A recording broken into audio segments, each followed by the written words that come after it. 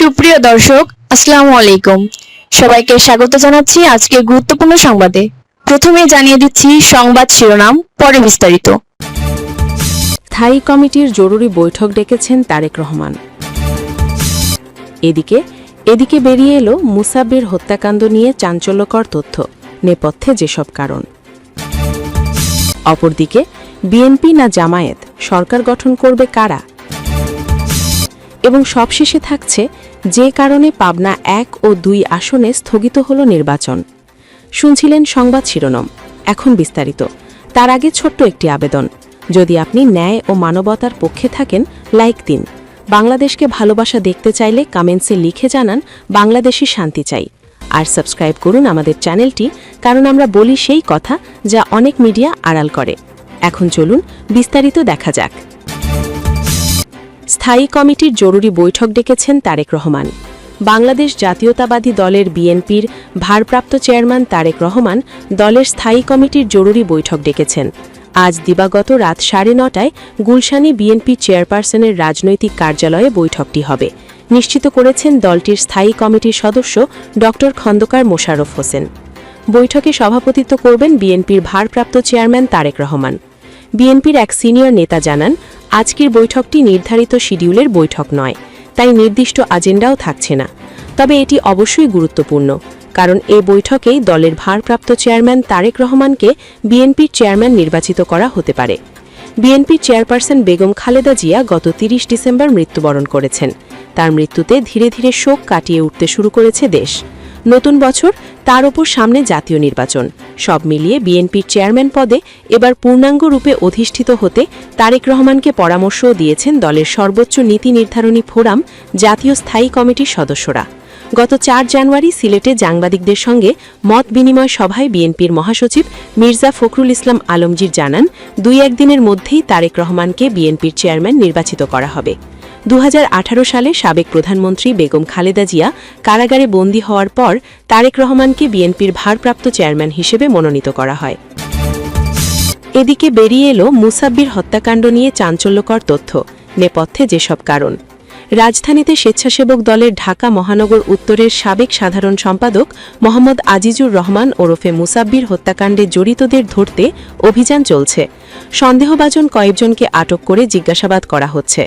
জড়িতদের শনাক্ত করতে সিসিটিভি ফুটেজ বিশ্লেষণ সহ অভ্যন্তরীণ বিরোধ ও ব্যবসায়িক দ্বন্দ্বের বিষয়টি নিয়ে তথ্য সংগ্রহ করছে পুলিশ। ইতিমধ্যে 2 শুটারকে গোয়েন্দা নজরদারিতে আনা হয়েছে। বুধবার রাত 8:30টার দিকে অজ্ঞাতনামা অস্ত্রধারী একাধিক যুবক মুসাব্বিরকে কাছ থেকে গুলি করে। ওই সময় তার সঙ্গে থাকা আরেকজন গুলিবিদ্ধ হয়। রাতেই মুসাব্বির মারা যান। এই হত্যাকাণ্ডের ঘটনায় মুসাব্বিরের স্ত্রী সুরাইয়া বেগম বৃহস্পতিবার অজ্ঞাতনামা 4-5 জনের নামে তেজগাঁও থানায় মামলা করেন। এদিকে মুসাব্বির হত্যার বিষয়ে জানতে চাইলে ডিএমপি কমিশনার শেখ সাজ্জাদ আলী যুগান্তরকে বলেন, মুসাব্বির হত্যার ঘটনার নেপথ্যে রয়েছে চাঁদাবাজি ও আধিপত্য বিস্তার। ঘটনাটি ঘটিয়েছে রহমান, তাকে পাচ্ছি না, তাকে পেলেই সব বেরিয়ে যাবে। রহমানের রাজনৈতিক পরিচয় জানতে চাইলে তিনি বলেন, সে কারওয়ান বাজারে চাঁদাবাজি করে। বৃহস্পতিবার রাতে মুসাব্বিরের স্ত্রী সুরাইয়া যুগান্তরকে বলেন, আমার স্বামী রাজনৈতিক বা ব্যবসায়িক কোনো সমস্যার কথা আমাদের বলতেন না, তবে প্রায়শই তার প্রাণনাশের হুমকির কথা জানাতেন। তিনি বলতেন, আমার তো অনেক বেশি শত্রু হয়ে গেছে, হয়তো যে কোনো সময় আমাকে মেরে ফেলবে। এ ঘটনায় আমরা কাউকে সন্দেহ করছি না। পুলিশের তদন্তে গুরুত্ব পাচ্ছে মুসাব্বিরের রাজনৈতিক বিরোধ, চাঁদাবাজি ও দখল নিয়ে দ্বন্দ্বের বিষয়। এছাড়া মুসাব্বির হত্যার ঘটনার পেছনে কারওয়ান বাজারে ব্যবসায়ীদের ওপর হামলার ঘটনার যোগসূত্রও খুঁজছে পুলিশ। সংশ্লিষ্ট একাধিক সূত্র জানিয়েছে, তেজগাঁও তেজতুরি বাজার এলাকায় অর্থাৎ স্টার কাবাবের গলিতে মুসাব্বিরকে গুলি করে হত্যার পরই সিসিটিভি ফুটেজ বিশ্লেষণ করে পুলিশ। এরপর বুধবার রাত 11:30টায় কারওয়ান বাজারে সবজি ব্যবসায়ী মোহাম্মদ ফারুক হোসেনকে হেফাজতে নেয় মহানগর গোয়েন্দা বিভাগের ডিবির একটি দল। তিনি মহানগর যুবদল 26 নম্বর ওয়ার্ডের সহ-প্রেসিডেন্ট। রাত 1:30টায় ঢাকা মেডিকেল কলেজের সামনে থেকে মোহাম্মদ আব্দুল মজিদ মিলনকে হেফাজতে নেয় ডিবি। তিনি 26 নম্বর ওয়ার্ডের বিএনপির সাংগঠনিক সম্পাদক। অন্যদিকে মামলার তদন্তের দায়িত্বে থাকা তেজগাঁও থানা পুলিশ 3 জনকে হেফাজতে নেয়। সংশ্লিষ্ট কর্মকর্তারা হেফাজতে নিয়ে তাদের জিজ্ঞাসাবাদ করছেন। তেজগাঁও বিভাগের উপকমিশনার ইবনে মিজান বলেন, মুসাব্বিরের স্ত্রী মামলা করতে এসে আমাদের বলেছেন বেশ কিছুদিন ধরেই তার স্বামী জীবননাশের হুমকি পাচ্ছিলেন। তবে এ ঘটনায় কোনো জিডি বা মামলা করেননি তারা। আমরা সিসিটিভি ফুটেজে দেখা দুজনকে গ্রেফতারে কাজ করছি। ঘটনাস্থল থেকে 7.65 বুলেটের 3টি খোসা উদ্ধার করেছি। এছাড়া কারওয়ান বাজারে চাঁদাবাজি, ফার্মগেটে গ্যারেজ দখল ও রাজনৈতিক কারণগুলো সামনে রেখে এই হত্যাকাণ্ডের তদন্ত করা হচ্ছে। স্থানীয় সূত্র জানা গেছে, মুসাব্বির ঢাকা মহানগর উত্তর স্বেচ্ছাসেবক দলের সাবেক সাধারণ সম্পাদক। আওয়ামী লীগ আমলে বহুবার কারাবরণ করেন, এমনকি গুমেরও শিকার হন। 5 আগস্ট রাজনৈতিক পট পরিবর্তনের পরই কারওয়ান বাজারের চাঁদা নিয়ে ঢাকা মহানগর উত্তর বিএনপির শীর্ষ এক নেতার সঙ্গে একাধিক ব্যক্তির দ্বন্দ্ব তৈরি হয় মুসাব্বিরের সঙ্গে। বিরোধ তৈরি হয় যুবদলের বহিষ্কৃত নেতা আব্দুর রহমানের সঙ্গেও।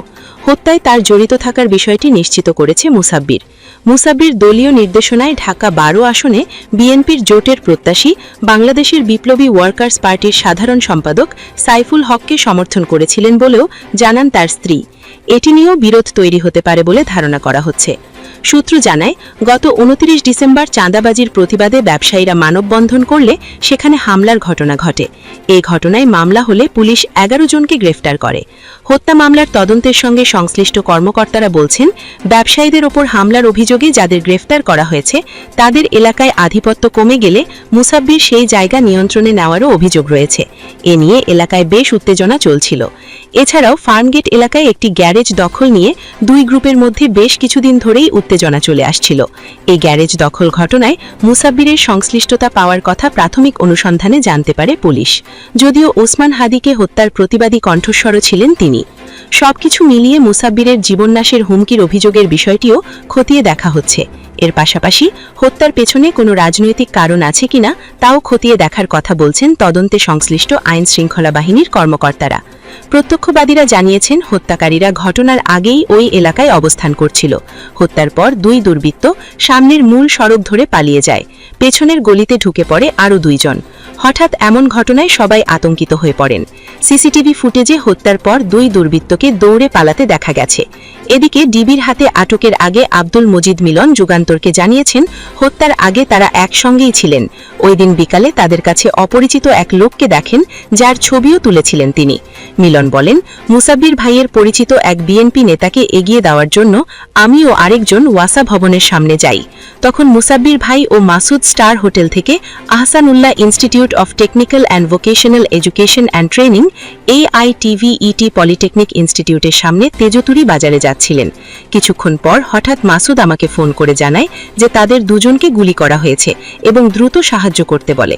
বুধবার রাত 8:20 তেজগাঁও স্টার কাবাবের পেছনে তেজতুরি বাজার Ahsanullah institute of technical and vocational education and training AITVET polytechnic ইনস্টিটিউটের সামনে গুলি করা হয় মুসাব্বির ও সুফিয়ান বেপারি ওরফে মাসুদকে। ঘটনাস্থলেই মুসাব্বির মারা গেলেও ঢাকা মেডিকেলে চিকিৎসাধীন আছে সুফিয়ান। তার অবস্থা সংকটাপন্ন বলে জানিয়েছেন চিকিৎসকরা।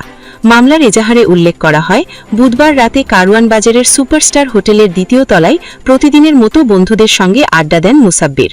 আড্ডা শেষে 8:10 মাসুদকে নিয়ে বাসার উদ্দেশ্যে রওনা দেন তারা।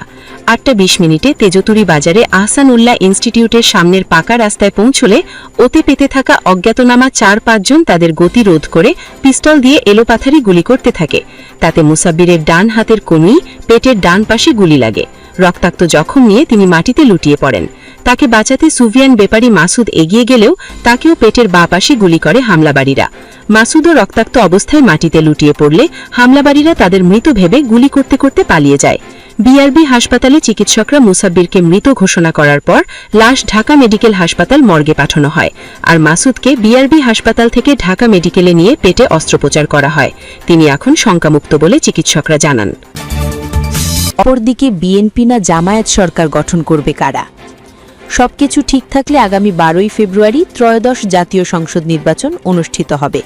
নির্বাচনের পর জাতীয় সরকার গঠনের কথা বলছে জামায়াতে ইসলামী, আর বিএনপি বলছে জাতীয় ঐক্যমত্যের সরকার গঠনের কথা। প্রশ্ন উঠছে, বিএনপি ও জামায়াতের দুটি প্রস্তাবের মধ্যে কোনো যোগসূত্র আছে কিনা, অথবা কোনো পার্থক্য আছে কিনা। সম্প্রতি বিএনপির ভারপ্রাপ্ত চেয়ারম্যান তারেক রহমানের সঙ্গে এক বৈঠকের পর জামায়াতের আমির শফিকুর রহমানের বক্তব্য ঘিরে জাতীয় সরকার গঠনের প্রশ্ন নতুন করে আলোচনায় এসেছে। যদিও সেই বৈঠকে জামায়াতের আমির সুনির্দিষ্ট কোনো সরকার কাঠামোর কথা বলেননি, কিন্তু তার বক্তব্যে বলেছেন নির্বাচনের পরপরই সরকার গঠনের আগে তারা বিএনপি নেতার সঙ্গে কথা বলতে চান। তারা জাতির স্থিতিশীলতার স্বার্থে সিদ্ধান্ত নিতে চান সবাই মিলেমিশে। এই বক্তব্যকে ইঙ্গিতপূর্ণ বলে বর্ণনা করছেন রাজনৈতিক বিশ্লেষকেরা। তারা বলছেন জামায়াত নির্বাচন পরবর্তী সরকার গঠনের বিষয়কে আলোচনায় রাখতে চাইছে বলে তাদের ধারণা। ইতিমধ্যে আলোচনায় অনেক ডালাপালা মেলেছে। শেষ পর্যন্ত বিএনপি জামায়াত মিলে জাতীয় সরকার গঠনের সম্ভাবনা আছে কিনা, আবারও কি একপক্ষীয় সংসদ হচ্ছে, অথবা সংসদে বিরোধী দল থাকবে কিনা, এ ধরনের নানা আলোচনা চলছে। কেন এত আলোচনা? বিএনপি চেয়ারপারসন খালেদা জিয়ার মৃত্যুর একদিন পর 1 জানুয়ারি দলটির গুলশানের কার্যালয়ে শোক বইয়ে স্বাক্ষর করতে গিয়েছিলেন শফিকুর রহমান। সে সময়ই জামায়াত নেতা বৈঠক করেন বিএনপির ভারপ্রাপ্ত চেয়ারম্যানের সঙ্গে। ভিন্ন এক পরিস্থিতিতে বৈঠক হলেও জামায়াত নেতার রাজনীতি ও নির্বাচনের পরে সরকার গঠনের প্রশ্নে তাদের দলের মনোভাব তুলে ধরেন। বৈঠক শেষে জামায়াতের আমির সাংবাদিকদের বলেছিলেন, আমরা বলেছি যে 5টা বছরের জন্য জাতির স্থিতিশীলতার স্বার্থে, একটা সুন্দর পরিবেশ ফিরিয়ে আনার স্বার্থে আমরা সবাই মিলেমিশে ভালো কোনো চিন্তা করতে পারি কিনা, সেটাও আমাদের চিন্তা করা দরকার। আমরা এটাও বলেছি নির্বাচনের পরপরই সরকার গঠনের আগেই আমরা ইনশাল্লাহ বসব, খোলা মনে কথা বলবো। জাতির জন্য আমরা চিন্তা করব, জাতির জন্য আমরা সিদ্ধান্ত নেব। জামায়াত নেতা তার এই বক্তব্যে নির্বাচন পরবর্তী সরকার কাঠামো নিয়ে সুনির্দিষ্ট কোনো প্রস্তাব দেননি, কিন্তু নির্বাচনের পরে সরকার গঠনের আগে বিএনপির সঙ্গে বসতে চাওয়ার বিষয়টি নানা আলোচনার জন্ম দিয়েছে। রাজনৈতিক বিশ্লেষকেরা যেমন ওই বক্তব্যকেই ইঙ্গিতপূর্ণ বলে মনে করছেন। জামায়াতের আমির শফিকুর রহমানও বলেছেন তার বক্তব্যে একটা ইঙ্গিত রয়েছে, যদিও তিনি ইঙ্গিতের বিষয়ে খোলাসা করেননি। কিন্তু তিনি বলেছেন নির্বাচনের পরে দলগুলোর মধ্যে ঐক্যমত্য ও সহযোগিতার মাধ্যমে দেশ পরিচালনা করার বার্তা তিনি দিয়েছেন। এর কারণ ব্যাখ্যায় শফিকুর রহমানের বক্তব্য হচ্ছে, আওয়ামী লীগের দীর্ঘ 15.5 বছরের শাসনে দেশের অর্থনীতি, আইন শৃঙ্খলা পরিস্থিতি সহ সব ক্ষেত্রেই ভেঙে পড়েছে। সেই পরিস্থিতি এখনও সামাল দেওয়া যায়নি। সেখানে ঐক্যমত্য ও সহযোগিতা ছাড়া কোনো দলের এককভাবে দেশ চালানো বেশ কঠিন বা চ্যালেঞ্জের। আর সেই বিবেচনা থেকে রাষ্ট্র পরিচালনায় সব দলের মধ্যে ঐক্যমত্য থাকা প্রয়োজন বলে জামায়াত মনে করছে। তবে বিএনপি ও জামায়াতে ইসলামের যে সম্পর্ক এখন প্রকাশ্য বা দৃশ্যমান, তাতে টানাপড়ন বা এক ধরনের বৈরিতাও দেখা যাচ্ছে। জুলাই গণ অভ্যুত্থানে আওয়ামী লীগের শাসনের পতনের পর বিএনপির পুরনো মিত্র জামায়াতই তাদের প্রধান প্রতিদ্বন্দ্বী হয়ে উঠেছে। দল দুটির নেতাদের পরস্পর বিরোধী বক্তব্য বা পাল্টাপাল্টি অভিযোগ করতে দেখা যাচ্ছে। জাতীয় নির্বাচন সামনে রেখে দল দুটি নেতৃত্ব দিচ্ছে দুই শিবিরের। বিশ্লেষকের কেউ কেউ যদিও বলছেন, রাজনৈতিক পট পরিবর্তনের পর যেহেতু একটা বড় দল আওয়ামী লীগ ও এর মিত্ররা রাজনীতিতে অনুপস্থিত, সেই শূন্যতায় নির্বাচনে একটি প্রতিদ্বন্দ্বিতামূলক পরিবেশ দেখানো বা তৈরি করাও দলগুলোর লক্ষ্য হতে পারে। কিন্তু আওয়ামী লীগের শাসনের সময়ই সেই সরকার বিরোধী আন্দোলনে বিএনপি ও জামায়াতের মধ্যে সম্পর্কের টানাপড়ন প্রকাশ্যে আসে। তখন বিএনপি তাদের যুগপৎ আন্দোলনে জামায়াতকে সঙ্গে রাখেনি, জামায়াত আলাদাভাবে আন্দোলন করেছে। এমন প্রেক্ষাপটে বিশ্লেষকের অনেকে আবার মনে করেন, নিজ নিজ দলের রাজনৈতিক স্বার্থ থেকেই বিএনপি ও জামায়াতের সম্পর্কের টানাপড়ন তৈরি হয়েছে কয়েক বছর আগে, যা এখন বেড়েছে। ফলে বিএনপি বা জামায়াত যে দলই নির্বাচনে জয়ী হোক, তারা একে অপরের সরকারে অংশীদার হবে কিনা সেই প্রশ্ন রয়েছে বিশ্লেষকের অনেকের। তারা বলছেন, রাজনৈতিক পট পরিবর্তনের প্রেক্ষাপটে বর্তমানে সক্রিয় সব দলই অন্তর্বর্তী সরকারের উপর তাদের প্রভাব আছে বলে মনে করছে এবং অনেক ক্ষেত্রে তারা ফলও পাচ্ছে। এই বাস্তবতায় দলগুলোর মধ্যে ক্ষমতার সঙ্গে থাকার আকাঙ্ক্ষা বেড়েছে। লেখক ও বিশ্লেষক মহিউদ্দিন আহমেদ বলেন, জামায়াত ক্ষমতার সাথে থাকতে চায়। সে কারণে দলটির পক্ষ থেকে নির্বাচনের পর সরকার গঠনের আগে বিএনপির সঙ্গে আলোচনা চেয়েছে। যদিও জামায়াত নেতারা এই বক্তব্য মানতে রাজি নয়। তারা যেই সরকার গঠন করুক, সেই সরকারের সব দলের সহযোগিতার প্রয়োজনীয়তার কথা যুক্তি হিসেবে তুলে ধরছে। জামায়াত কি বিএনপির সঙ্গে সরকারে থাকতে চায়? নির্বাচনের পরে জাতীয় সরকার গঠনের কথা বলছে জামায়াত। এটি তাদের দলের প্রস্তাব। তবে দলটির আমির জানিয়েছেন তাদের 3টি শর্ত আছে। প্রথমত, দুর্নীতিকে কোনোভাবে প্রশ্রয় দেওয়া যাবে না, দমনে কঠোর অবস্থানে থাকতে হবে। দ্বিতীয়ত, সরকার বিচার বিভাগে হস্তক্ষেপ করতে পারবে না। আর তৃতীয় শর্ত হচ্ছে, জুলাই আন্দোলনের চেতনায় যেসব সংস্কার প্রস্তাব সব দল একমত হয়েছে সেগুলো কাগজে কলমে না রেখে বাস্তবায়ন করতে হবে। জামায়াত যদি নির্বাচনে জয়ী হয় তাহলে এই 3 শর্তে যারা সম্মত থাকবে তাদের নিয়েই দলটি জাতীয় সরকার গঠন করবে। জামায়াতের আমিরের বক্তব্য হচ্ছে, তারা কোনো সরকারে গিয়ে সেই সরকারের দুর্নীতির দায় নিতে রাজি নন। এই বক্তব্য বিএনপির দিকেই ইঙ্গিত করে বলে বিশ্লেষকেরা মনে করেন। তারা বলছেন, বিএনপিকে বাদ রাখার চিন্তা থেকেই জামায়াত 3টি শর্তের কথাও বলছে। তবে সরকার গঠনের আগে বিএনপি নেতার সঙ্গে আলোচনা চেয়ে জামায়াত নেতা যে বক্তব্য দিয়েছেন তাতে দলটি বিএনপির সঙ্গে সরকারে যেতে চায় কিনা সেই প্রশ্ন আলোচনায় রয়েছে। জামায়াতের আমির শফিকুর রহমান বলেছেন, জামায়াতকে বাদ দিয়েই বিএনপি ঐক্যমত্যের সরকার গঠনের কথা বলে আসছে। একই সঙ্গে তিনি বলেন, বর্তমান রাজনৈতিক ও অর্থনৈতিক বাস্তবতায় রাষ্ট্র পরিচালনায় সব দলের ঐক্যমত্য ও সহযোগিতার বিষয় তারা সামনে আনছেন। জামায়াত সরকার গঠনের সুযোগ পেলে তাদের জাতীয় সরকার প্রস্তাব নিয়ে এগোবে, আর বিএনপি সরকার গঠন করতে পারলে সেই সরকারে তারা সহযোগিতা করতে চায়। ইসলামী আন্দোলন, জাতীয় নাগরিক পার্টি বা এনসিপি সহ যে 10টি দল জামায়াতের সঙ্গে নির্বাচনে আসন সমঝোতা করছে সেই দলগুলোও 3 শর্তে জাতীয় সরকার গঠনের প্রস্তাবের পক্ষে রয়েছে। এছাড়া এই দলগুলোর কোনো দল অন্তর্বর্তী সরকার গঠনের সময় জাতীয় সরকার গঠনের প্রস্তাব তুলেছিল। বিএনপি ও এর মিত্ররা রাজি না হওয়ায় তখন দলগুলোর প্রতিনিধি নিয়ে জাতীয় সরকার গঠন করা হয়নি বলে একাধিক রাজনৈতিক জানিয়েছেন। বিএনপি ও জামায়াতের প্রস্তাবের যোগসূত্র আছে কি? যোগসূত্রের প্রশ্ন আলোচনায় এসেছে, কিন্তু দল দুটির নেতারা কোনো যোগসূত্র থাকার বিষয় স্বীকার করছেন না। দুই দলের প্রস্তাবে অবশ্য পার্থক্য আছে। জামায়াত জাতীয় সরকার গঠন করতে চায়, আর বিএনপি বলে আসছে জাতীয় ঐক্যমত্যের সরকার গঠনের কথা। দলটি আওয়ামী লীগের শাসনের সময়ই 2022 সালে সেই সরকারের বিরুদ্ধে যুগপৎ আন্দোলনে 31 দফা সংস্কার প্রস্তাব দিয়েছিল। সেই প্রস্তাবে বিএনপি তাদের সঙ্গে যুগপৎ আন্দোলনে থাকা দলগুলোকে নিয়ে জাতীয় ঐক্যমত্যের সরকার গঠনের কথা বলেছিল। সেখানে জামায়াতকে বাদ রেখেই ওই প্রস্তাব তারা দিয়েছিল। এখন নতুন করে নির্বাচন পরবর্তী সরকার গঠন নিয়ে আলোচনার প্রেক্ষাপটে বিএনপির স্থায়ী সমিতির সদস্য সালাহুদ্দিন আহমেদ বলেন, তাদের প্রস্তাব ছিল জামায়াতকে বাদ রেখে মিত্রদের নিয়ে সরকার গঠন করা। সেই অবস্থানেই তারা আছেন। ভোটে জয়ী হলে তারা তাদের প্রস্তাব অনুযায়ী সরকার গঠন করবেন। বিএনপির আরেকজন প্রভাবশালী নেতা বলেছেন, সব দল মিলে সরকার গঠন করলে তখন সংসদে বিরোধী দল কেউ থাকবে না। আওয়ামী লীগের শাসনের মতোই একপক্ষীয় সংসদ হবে। এ বিষয়গুলো বিবেচনায় রেখেছে বিএনপি। দলটি দেশ পরিচালনায় সহযোগিতা ও ক্ষমতার অংশীদার দুটি বিষয়ের মধ্যে পার্থক্য রাখতে চাইছে। আওয়ামী লীগের অনুপস্থিতির কারণে কোনো অভিযোগ তোলার সুযোগ দিতে চায় না বলে মনে হয়েছে। বিএনপি জামায়াত ঐক্যমত্যের সরকার গঠনের সম্ভাবনা আছে। দল দুটির প্রকাশ্য অবস্থান থেকে সে ধরনের সম্ভাবনা কম বলে মনে করছেন রাজনৈতিক বিশ্লেষকেরা। কারণ বিএনপি যুগপৎ আন্দোলনের মিত্রদের নিয়ে আসন সমঝোতা করে নির্বাচনে অংশ নিচ্ছে। তাদের নিয়েই সরকার গঠনের কথা বলছে। নির্বাচনে ইসলামী আন্দোলন, এনসিপি ও এবি পার্টি সহ 10টি দলের সঙ্গে আসন সমঝোতা করে আলাদা একটি শিবিরের নেতৃত্ব দিচ্ছে জামায়াত। তারা শর্ত সাপেক্ষে জাতীয় সরকার গঠনের কথা বলছে। দুই শিবিরের নেতৃত্ব দেওয়া দুই দলও একে অপরকে বাদ রেখেই সরকার গঠনের প্রস্তাব নিয়ে ভোটের মাঠে রয়েছে। এছাড়া বিএনপি জামায়াত যেহেতু প্রতিদ্বন্দ্বী হয়ে উঠেছে, নির্বাচন এগিয়ে এলে তাদের সম্পর্কের টানাপড়েন আরও বাড়তে পারে বলেই বিশ্লেষকেরা মনে করেন। বিশ্লেষক মহিউদ্দিন আহমেদ বলেন, নির্বাচন পরবর্তী সরকার কোন ধরনের হতে পারে সেটা নির্বাচনের ফলাফল ও বাস্তবতার উপর নির্ভর করবে। এবং সবশেষে থাকছে যে কারণে পাবনা 1 ও 2 আসনে স্থগিত হল নির্বাচন। তিনি জানান, সুপ্রিম কোর্টের আপিল বিভাগের আদেশে এই সিদ্ধান্ত নেওয়া হয়েছে। আদালতের পরবর্তী সিদ্ধান্ত না আসা পর্যন্ত পাবনা 1 ও পাবনা 2 আসনে ভোটের কার্যক্রম বন্ধ থাকবে। জানা গেছে, হাইকোর্টের রায়ের পর পাবনা 1 ও পাবনা 2 আসনে আগের সীমানা পুনর্বহাল করে ইসি গত 24 ডিসেম্বর একটি সংশোধিত বিজ্ঞপ্তি দিয়েছিল। তবে গত 5 জানুয়ারি সেই অংশটুকু স্থগিত করে দেয় আপিল বিভাগ।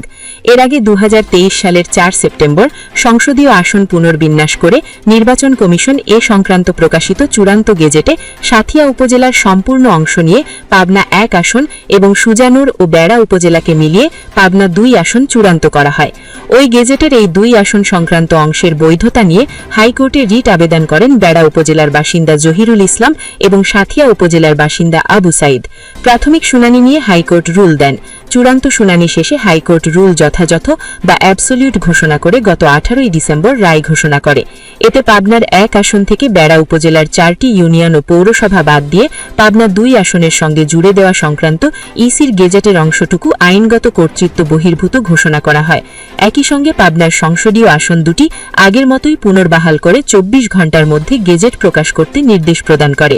গত 24 ডিসেম্বর পাবনার এই 2 আসন নিয়ে সংশোধিত বিজ্ঞপ্তি প্রকাশ করে ইসি। তাতে আগের মতোই পুরো সাঁথিয়া উপজেলা এবং বেড়া পৌরসভা ও বেড়া উপজেলার বাকি 5টি ইউনিয়ন এবং পুরো সুজানর উপজেলা নিয়ে পাবনার 2 আসন গঠিত হয়।